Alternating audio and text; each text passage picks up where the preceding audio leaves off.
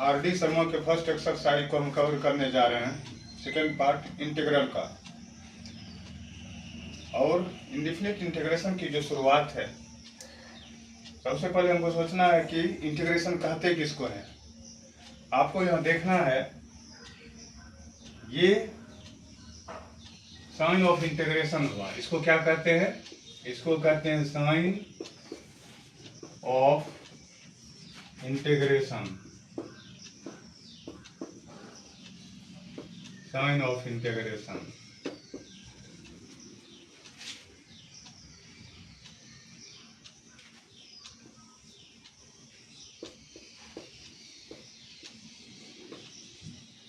F X क्या हो गया? एफ एक्स हो गया integrand. Integrand D X element of integration. Element of integration.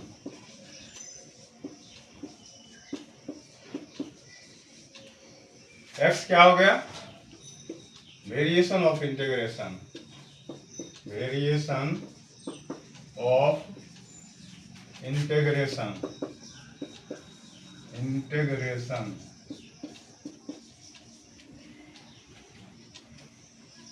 इसको जब इंटीग्रेट कर देते हैं तो ये हो जाता है एफ एक्स प्लस सी। ये हमारा एफ एक्स जो हो गया, एफ एक्स ये हो गया integral. Integral of F x. इसको हम और प्रीमिटिव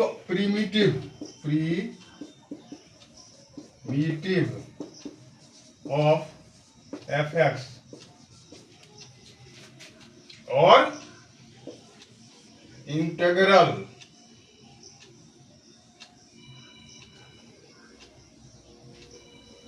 और anti derivative of F x भी कह सकते हैं। और सी क्या हो गया? सी हो गया constant of integration.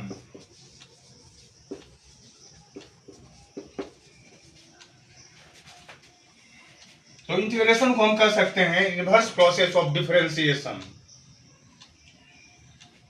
Integration is the inverse process of differentiation. तो इसको हम अब मिटा डालते हैं।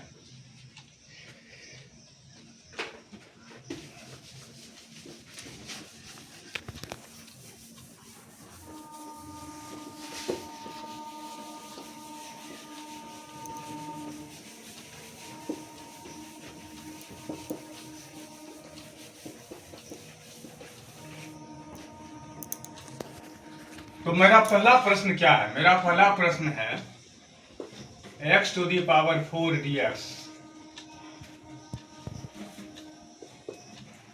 बराबर इंटीग्रेशन का फॉर्मूला। आपको पहला फॉर्मूला देखें, होता है x to the power n dx बराबर x to the power n plus 1 बाय n प्लस 1 प्लस सी। ये तो कांस्टेंट जोड़ते हैं हम। यही फार्मूला अगर हम अप्लाई करते हैं यहाँ पर तो हो जाता है, क्या हुआ? एक पावर बढ़ गया और वही डिनोमिनेटर में चला गया। तो ये हो गया x to the power 5 by 5 plus C. एक स्टेप हम काट रहे हैं, पावर 4 है तो x to the power 5 by 5 9 रहेगा, 9 बाय 9 रहेगा, 9 में 1 जोड़ देंगे 10 बाय 10। जितना पावर रहेगा एक बढ़ जाएगा और वही बटा में चला जाएगा। तो यही मेरा पहला प्रश्न है, जहां की सी कांस्टेंट ऑफ इंटीग्रेशन आ रहा है। इसी तरह मेरा दूसरा प्रश्न है x to the power 5 by 4 dx वही प्रोसेस हम अप्लाई करेंगे। हम क्या करेंगे, हम करेंगे x टू द पावर 5/4 जो है उसमें 1 जोड़ दिए और उतना से भी हम बटा कर दिए +1। इसको हम जब ऐड करेंगे तो 4 LCM बन के ये हमारा हो जाएगा 9/4 बाय 9/4 प्लस c। यहां भी हम c जोड़ दिए। इंटीग्रेशन खत्म हुआ तो कांस्टेंट जुट जाएगा। फिर ये बगल आ गया, क्या हो गया 4/9 x to the power 9/4 plus c। इसी तरह तीसरा क्वेश्चन अगर हम ले लेते हैं, तीसरा नंबर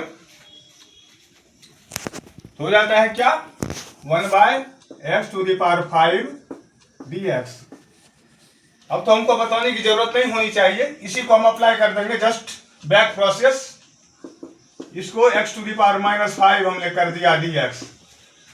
फिर दोस्तों क्या करेंगे इसमें हम x टू द पावर -5 में 1 जोड़ दिए और उतना से ही हम डिवाइड कर दिए, प्लस c बन गया।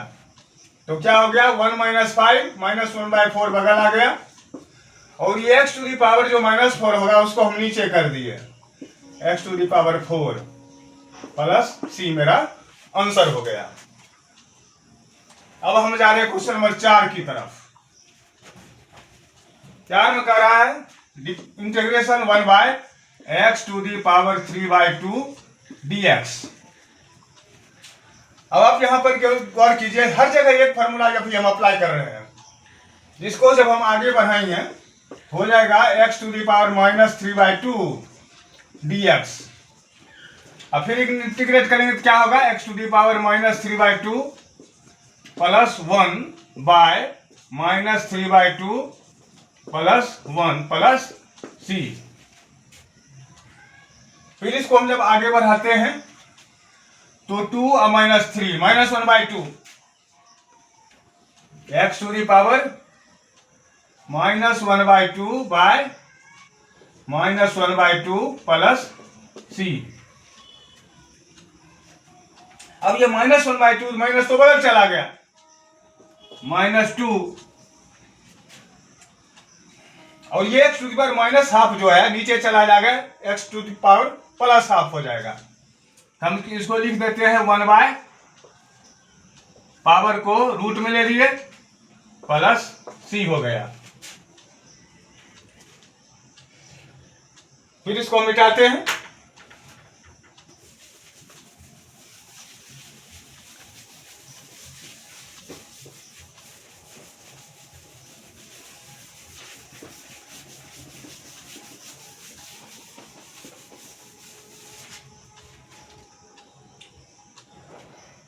Integration question number 5 integration 3 to the power x dx।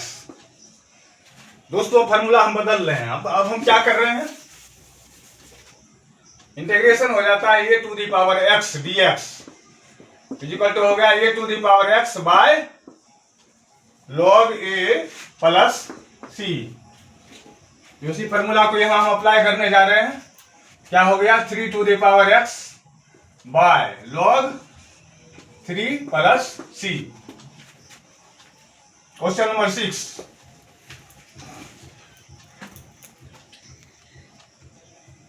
क्या है 1/√3x² dx।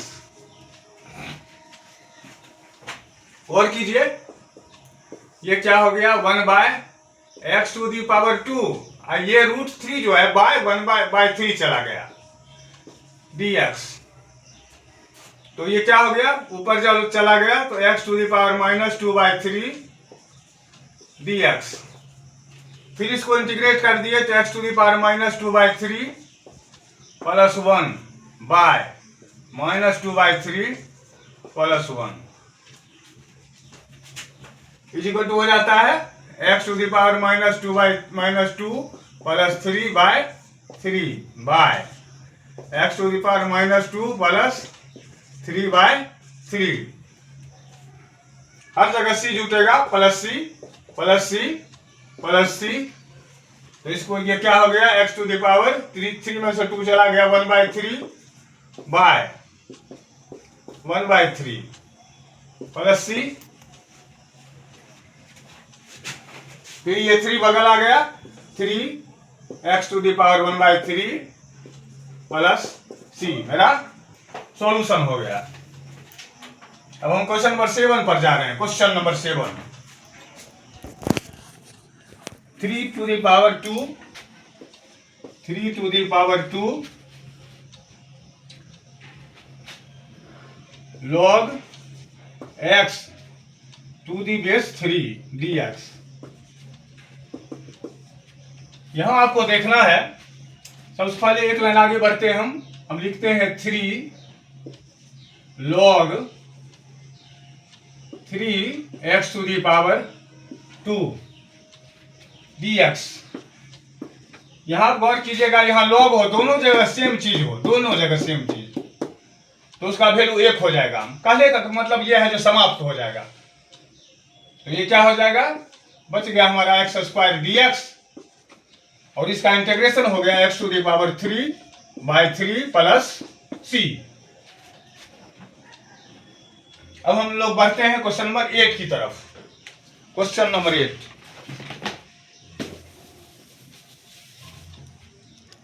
क्वेश्चन नंबर 8 हमारा है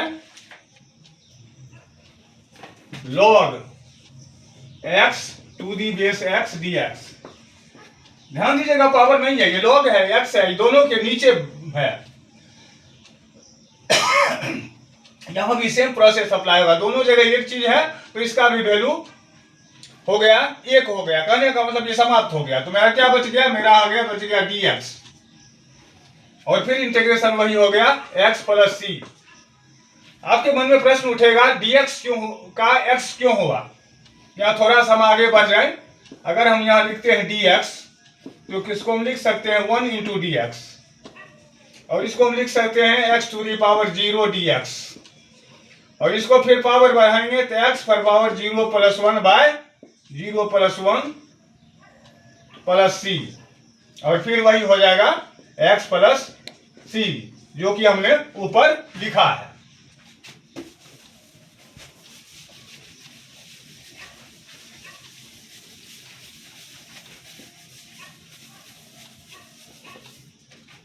अब हम लोग आ जाते हैं क्वेश्चन नंबर 9 पर।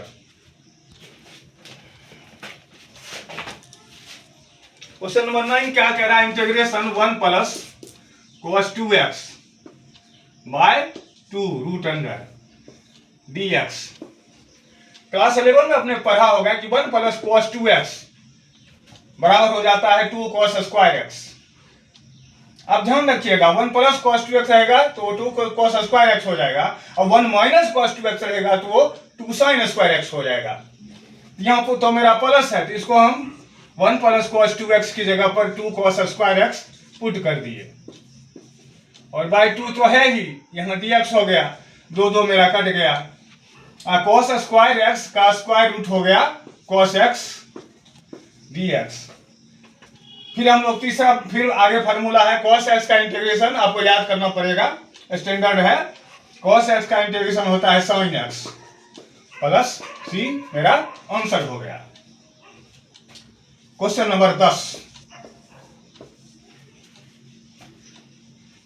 क्वेश्चन नंबर 10 उसी तरह से है, 1 minus cos 2x by 2 root under dx बराबर।